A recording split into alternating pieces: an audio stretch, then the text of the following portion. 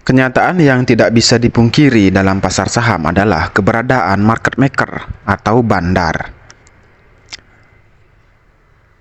Sayangnya, bandar juga memilih saham-saham value investing yang menurut orang-orang retail saham itu murah.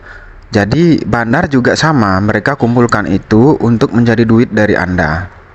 Kemudian bandar juga melakukan analisa teknikal untuk mengelabui orang-orang yang bermain secara teknikal, yang mengira saham itu sudah murah secara teknikal.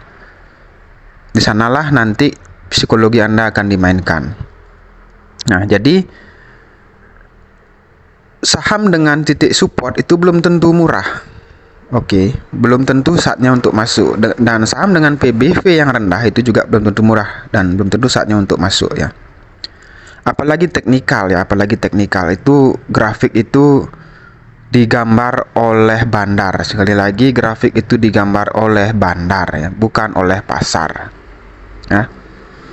Dalam jangka pendek terutama grafik itu digambar oleh bandar. Jadi ketika Anda mengira itu sudah disupport dan sudah murah, itu belum tentu murah. Oke, itu yang pertama ya. Yang kedua, ketika PBV itu Anda sudah anggap murah, misalnya PBV-nya 0,3 ataupun bahkan 0,1. Nah, itu belum tentu murah. Anda harus lihat juga laporan keuangannya. Anda harus baca laporan keuangannya. Ini pengalaman saya sewaktu membeli saham WSKT ya, Warskita Karya. Saat saya beli itu PBV-nya 0,3. Tapi waktu itu saya belum mendalami analisa, sehingga saya membeli saja berdasarkan PBV-nya yang masih 0,3. Murah bukan? Nah, ternyata setelah saya dalami beberapa bulan kemudian, atau kalau tepatnya itu 1,5 tahun kemudian, kok harganya masih di sana, nggak gerak-gerak. Saya cek lah laporan keuangannya. Ternyata jumlah hutangnya sangat besar. Waktu itu 200% dari ekuitas, dari modal ya. Nah, sehingga PBV yang 0,3 itu bukan PBV sesungguhnya sebenarnya ya.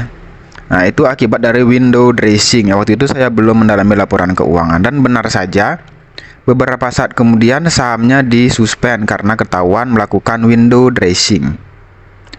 Setelah dilakukan penyesuaian, PBV-nya menjadi 1,3. PBV-nya menjadi 1,3.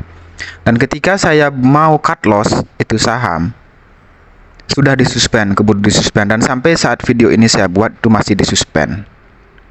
Nah, jadi itu kenapa PBV yang rendah belum tentu murah, dan teknikal yang di titik support itu juga belum tentu murah ya.